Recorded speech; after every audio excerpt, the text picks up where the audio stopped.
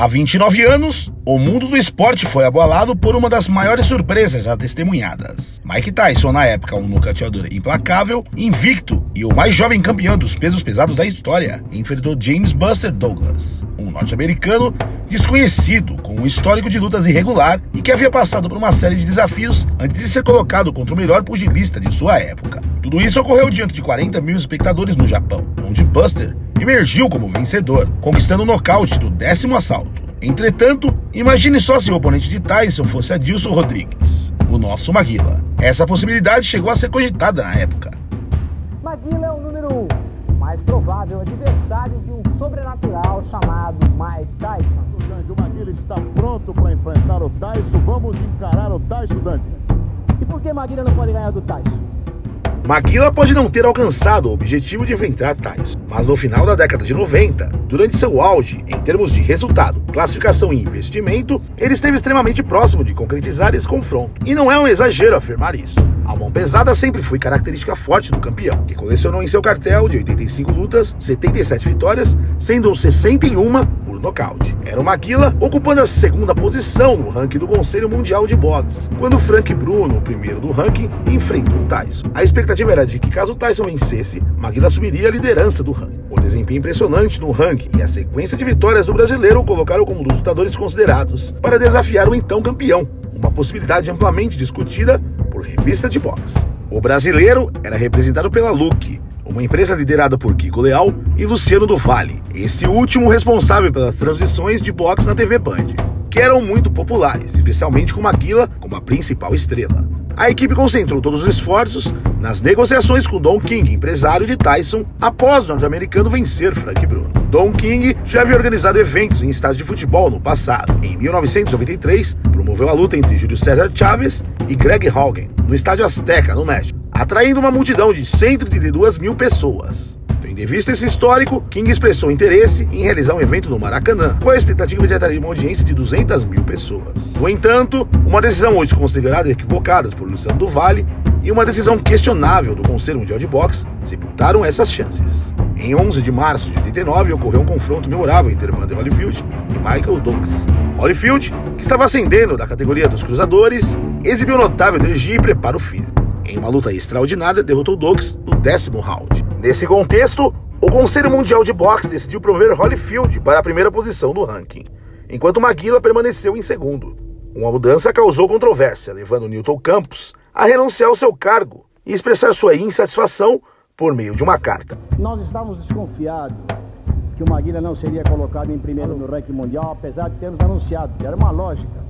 Se o Frank Bruno era o primeiro, perdeu, o Maguila era o segundo, tem que passar para primeiro. O episódio gerou intensa repercussão no mundo do boxe. A questão crucial era decidir se Maguila enfrentaria Holyfield, o primeiro do ranking, ou se a escolha recairia sobre Tyson.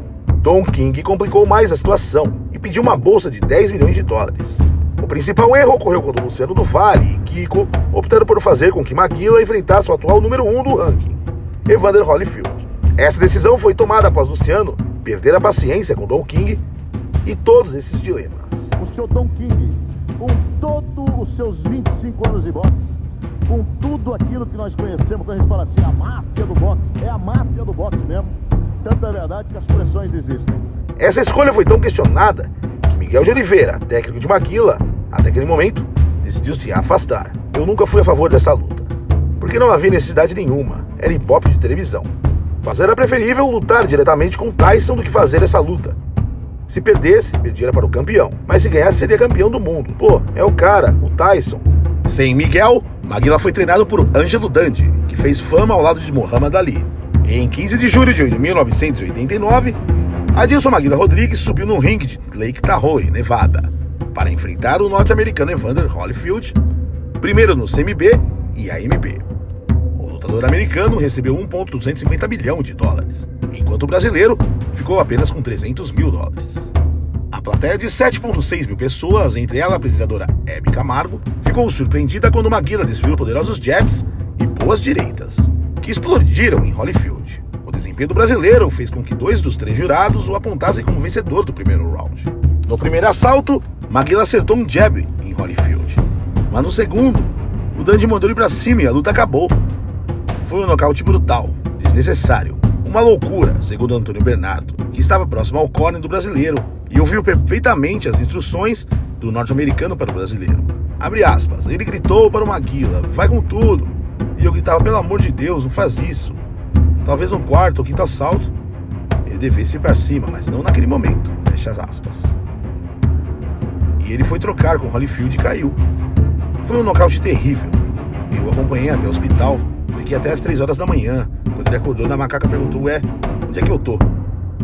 Para Baldini, faltou calma, a equipe de Maguila para aguardar a chance ideal. Abre aspas, o Luciano não teve jogo de cintura, faltou paciência. Se ele tivesse esperado, Maguila poderia ser rival do Tyson no lugar de Douglas. Ou poderia ter enfrentado o próprio Douglas, por cinturão mais tarde, em 1990, fecha aspas. Os especialistas apontam que a chance de Maguila vencer Tyson era considerada mínima. Mas imagine só, a pré-luta e o dia do evento como seriam grandiosos, capazes de impulsionar o boxe no Brasil a um patamar inigualável e inimaginável. Luciano do Vale orquestrando o estádio abarrotado, a presença imponente de Tyson no Brasil, vistas memoráveis, além de toda a pompa comercial.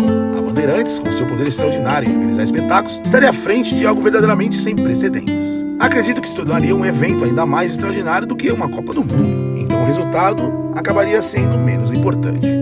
Tem que trazer a luta para cá, porque seria o maior acontecimento esportivo realizado nesse país. Um brasileiro disputando o título mundial, para muitos era uma utopia, hoje é uma realidade. Adilson Rodrigues, nosso Maguila, pode não ter atingido o mesmo patamar de 2 dos maiores pesos pesados da história, e para sua infelicidade, eram de sua geração. No entanto, é inegável que ele se destacava acima da média em sua categoria, e especialmente no cenário do boxe nacional. Este modesto lutador representou uma realidade significativa, continuando a batalhar pela vida com incrível garra e determinação.